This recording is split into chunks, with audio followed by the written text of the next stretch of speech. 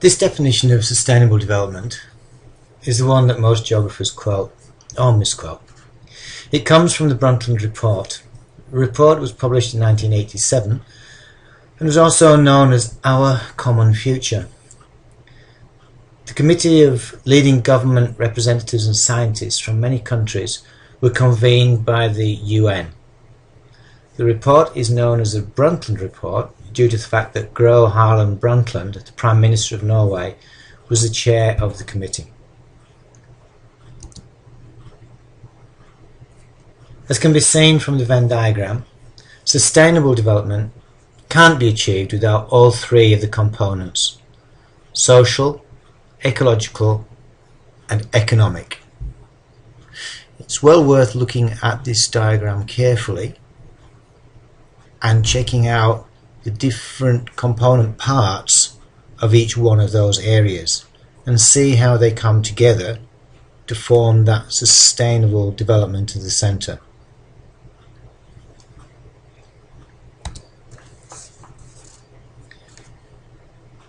Livability is important in any community. If you examine the different factors, you can now see how complex a community is.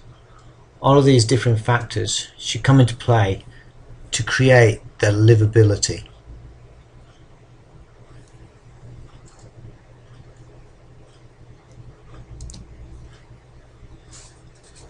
So livability versus sustainability. Can we have one without the other? Well, yes we can. We can have livability, and if we spend huge amounts of money on it, we can make an environment a very livable environment. However, due to the cost, it might not be sustainable. Contrary to this, we could have sustainable community and it can continue for years. But if the actual community is not livable, then is there any real value to this? So we need livability and sustainability, and this has got to be thought through so carefully to bring the two together.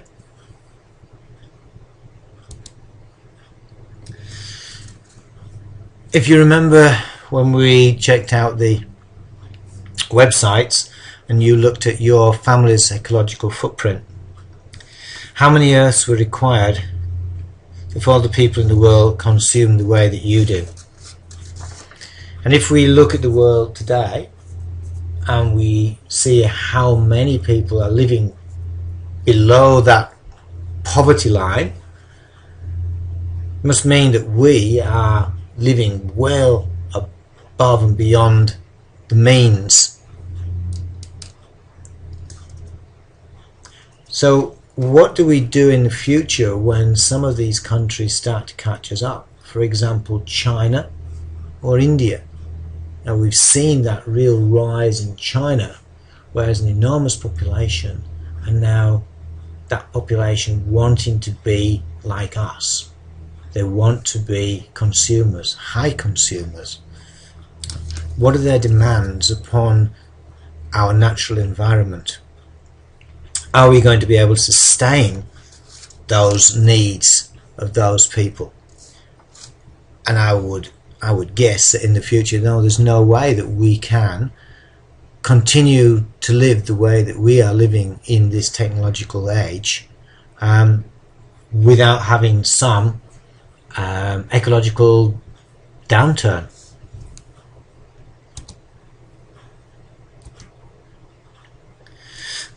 One of the things that maybe we should look at with the models at how they impact upon, or have they impacted upon the way that Brisbane has developed over the years.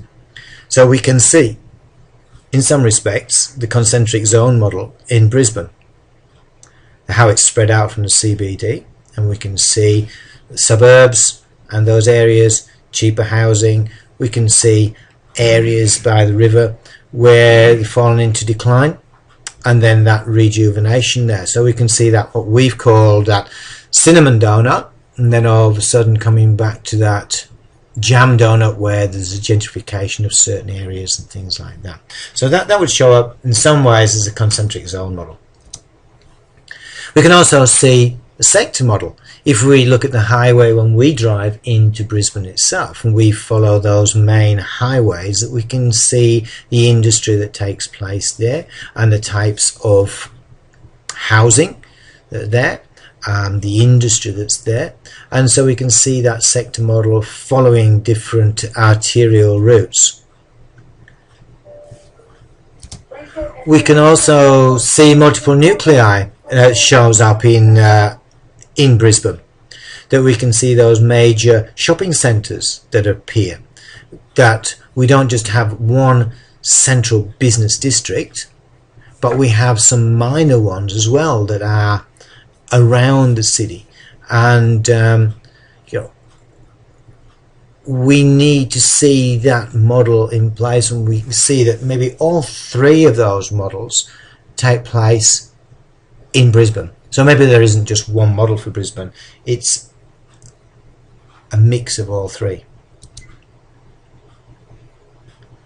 In one of Risman's essays, he talks about the genius of urban achievement.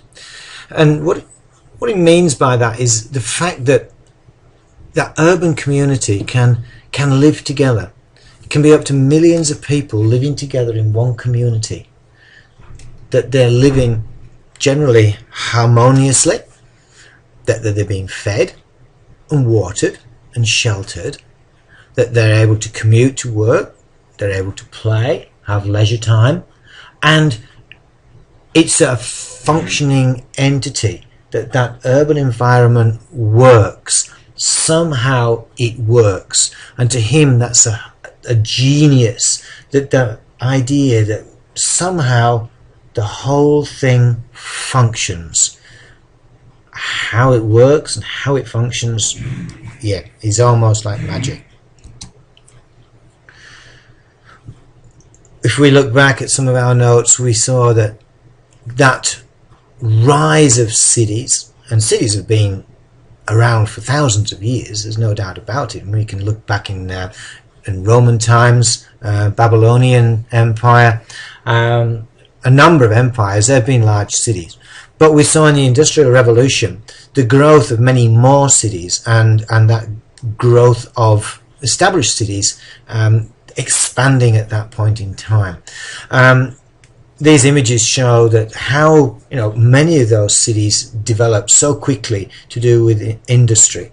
If we look at the photo in the bottom right hand corner, we can see in the background that's the factory, and tagged onto the factory are the workers' cottages.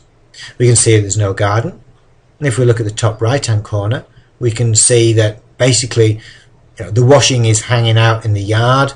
We can see that there's a chimney there where the water is heated up in a copper. That's most likely the outside toilet, the privy that's there. There's no leisure space. There's nothing there for people to enjoy life. There's no livability. If we look at the top left-hand corner, the row on row back-to-back housing that was created for people at that time, and we only have to look at industrial Europe to see that type of thing. Bottom left-hand corner shows exactly the same again. A very short distance between one house and another. Very often they would hang a washing line between one house and the one opposite in the street, and the washing was held out in those lines between the two houses over the street.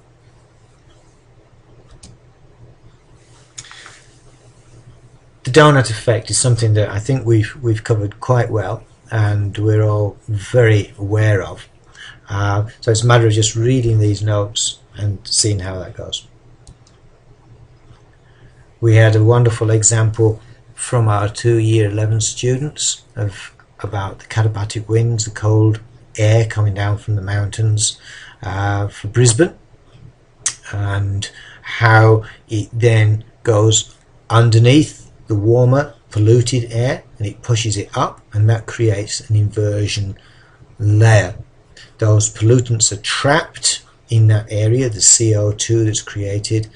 Sea breezes move the air back across Brisbane on an afternoon. So that air is being moved to the east on a morning and then back to the west on an afternoon, and that polluted air is just moved backwards and forwards because of that inversion layer that we have.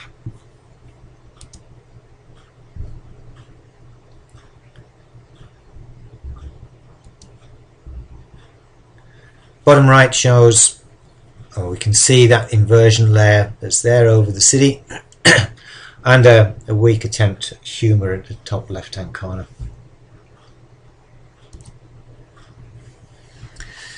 We need to again look at the Garden City idea. The Garden City movement is a method of urban planning. It was initiated in 1898 by Sir Ebenezer Howard in the United Kingdom. And garden cities are intended to be planned, self-contained communities surrounded by green belts containing proportionate areas of residence, industry and agriculture. That's self-explanatory.